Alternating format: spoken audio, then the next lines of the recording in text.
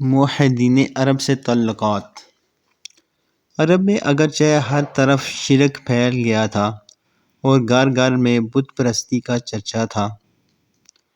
مگر اس ماحول میں بھی کچھ لوگ تھے جو توحید کے پرستار اور شرک و بت پرستی سے بیزار تھے۔ انہی خوش نصیبوں میں زید بن عمرو بن نفیل ہیں۔ یہ علن شرک و بت پرستی سے انکار اور جاہلیت کی مشرکانہ رسموں سے نفرت کا اظہار کرتے تھے۔ یہ حضرت عمر کے چچا زاد بھائی ہیں۔ شرک و بت پرستی کے خلاف اعلان مذمت کی بنا پر ان کا چچا خطاب بن نفیل ان کو بہت زیادہ تکلیفیں دیا کرتا تھا، یہاں تک کہ مکہ سے شہر بدر کر دیا تھا اور ان کو مکہ میں داخل نہیں ہونے دیتا تھا، مگر یہ ہزاروں ایذاؤں کے باوجود عقیدہ توحید پر پہاڑ کی طرح ڈٹے ہوئے تھے۔ چنانچہ آپ کے دو شعر بہت مشہور ہیں جن کو مشرکین کے میلوں اور مجمعوں میں بآواز بلند سنایا کرتے تھے کہ یعنی کیا میں ایک رب کی اطاعت کروں یا 1000 رب کی، جبکہ لوگوں کے دینی معاملات تقسیم ہو چکے ہیں۔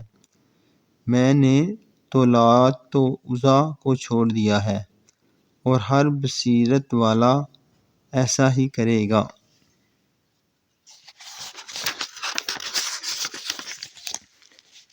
یہ مشرکین کے دین سے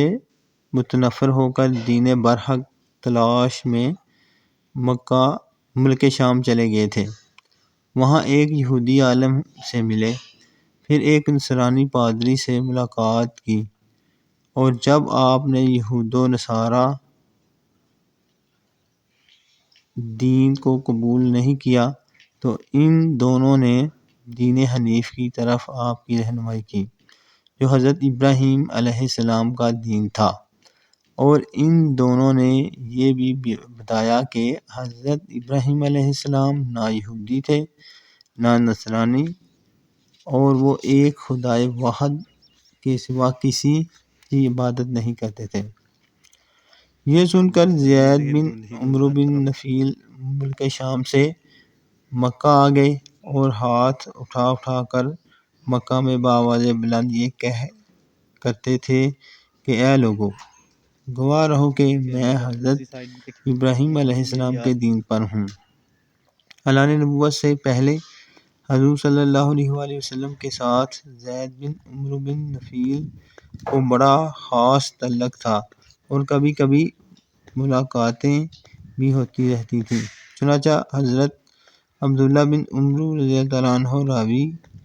ہیں کہ ایک مرتبہ وحی نازل ہونے سے پہلے حضور صلی اللہ علیہ وسلم کے مقام بلدہ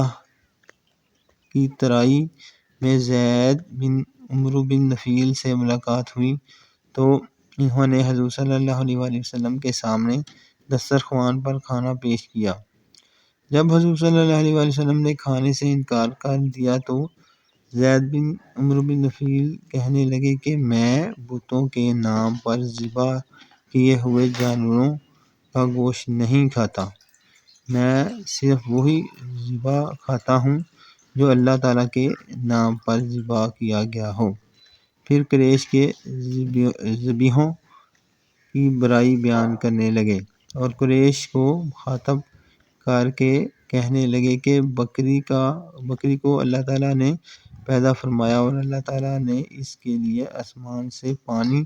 برسایا اور زمین سے گھاس اگائی، پھر اے قریش تم بکری کو اللہ کے غیر یعنی بتوں کے نام پر ذبح کرتے ہو۔ حضرت اسماء بنت ابو بکر رضی اللہ عنہا کہتی ہیں کہ میں نے زید بن عمرو بن نفیل کو دیکھا کہ وہ خانہ کعبہ سے ٹیک لگائے ہوئے کہتے تھے کہ اے جماعت قریش، خدا کی قسم میرے سوا تم میں سے کوئی بھی حضرت ابراہیم علیہ السلام کے دین پر نہیں ہے۔